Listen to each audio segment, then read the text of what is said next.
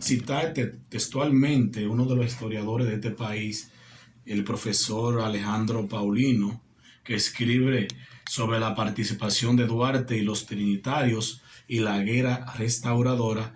Hay un artículo interesante que yo lo quise tratar el sábado pasado, pero como estaba con visita, eso Era tuve que... un programa especial. Fue especial, ingeniero. Usted estuvo ahí conmigo por las redes sociales y la verdad que yo no pude, lo tenía preparado, pero me di cuenta que no era oportuno en el momento y tuve que cambiar, ¿verdad? La temática del espacio. Esto es un espacio en vivo y uno no puede ser rígido en los temas, ¿verdad? Entonces Alejandro habla sobre lo que fue la participación de Duarte y los trinitarios en la guerra restauradora. Y él dice que la fundación de la República Dominicana fue obra del pequeño agrupamiento político, cultural de la Trinitaria, los únicos que creían en la fortaleza del pueblo dominicano para impulsar lo que era la independencia nacional, proclamarla, sustentarla como nación soberana, libre de toda potencia extranjera, la trilogía que le dio la vida al movimiento, como decían los conservadores de entonces, a la revolución de los muchachos. Para la época, Duarte era un muchacho joven. Sí. Duarte lo que tenía era, por ejemplo, ya a los 6 años, Duarte se sabía el abecedario. Y la primera educación que recibió Duarte fue de una amiga de su madre. Y para la época las escuelas eran muy escasas, entonces al ver la inquietud de este joven, pues se envía al exterior a estudiar. Entonces lo fueron Duarte, Francisco de Rosario Sánchez y Ramón Matías Mella, 3 jóvenes enamorados de los principios liberales que profesaban el nacionalismo como principal divisa. Quiero aquí detenerme a ver esta parte donde, los conservadores llamaban a estos jóvenes así, porque eran unos muchachos inquietos, pero hay que ver algo aquí. Por ejemplo, en el caso de los dos últimos, Francisco de Rosario Sánchez y Ramón Matías Mella, eran conservadores ellos. Sí. Uno pertenecía a Pedro Santana y el otro a Buenaventura Báez. Pero hay que ver el contexto de la época. No podemos juzgarlo por eso, sino que al final, aunque ellos fueron conservadores, pero tuvieron una idea nacionalista. Y al final terminaron siendo nacionalistas. O sea, quizás fue el momento, la coyuntura, que lo llevó a ellos a unirse a esos conservadores que tenían otras intenciones, pero ellos terminaron siendo nacionalistas y por eso el presidente en ese entonces, 1876, que era Eulicero, fue que trajo a Duarte aquí a la República Dominicana de Venezuela. Nosotros tenemos vínculo con Venezuela porque Duarte murió allá en Venezuela y declaró los 3 padres de la patria, los 3.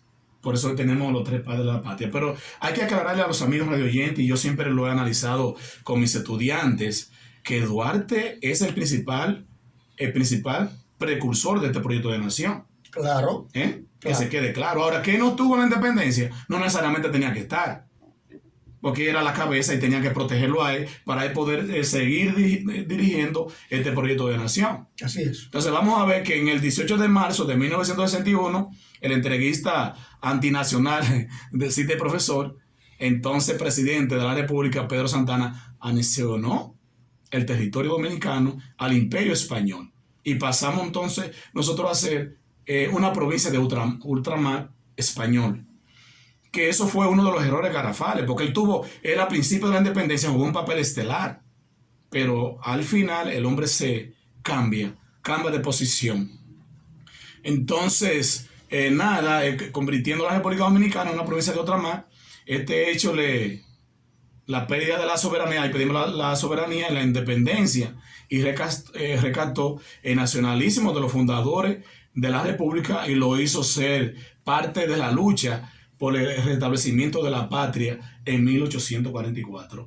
Aquí hay que señalar algo, señores. Francisco de Rosario Sánchez fue uno de los que luchó para lograr restablecer otra vez nuevamente el país. Pero, señores, hay que entender otra cosa más importante.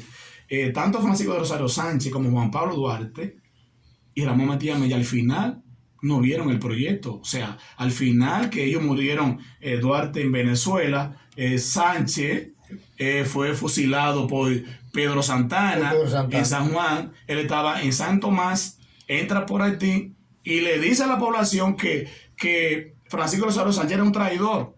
Lo apresa en San Juan, en la parte sur, y lo ejecuta ahí mismo junto a sus seguidores. Y Mella murió enfermo. Y Mella tenía problemas de salud, muere enfermo.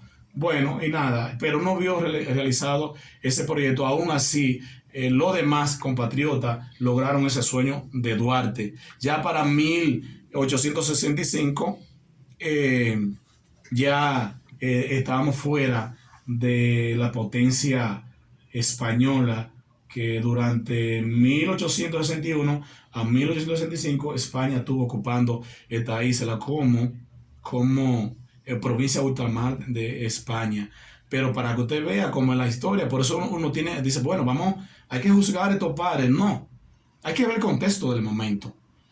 ¿Qué pasó con Francisco Rosario Sánchez? Fue mandado por Pedro Santana a negociar con España para anexionar esta isla. Y Francisco de Rosario Sánchez fue, pero no le aceptaron las negociaciones. Entonces regresó y lo hizo por otra vía. De todas maneras, pero al final se reintegró y entendía que ese no era el camino que debía llegar a la patria, y lo que hace es que lucha para lograr lo que es volver de nuevamente a la independencia, ¿verdad? Volver a ser soberano.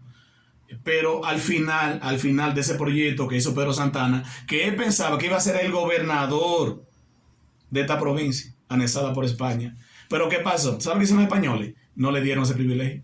Lo fueron desplazando y lo fueron quitando poder, hasta que terminó al final preso y muerto. Creo que fue en Puerto Rico que él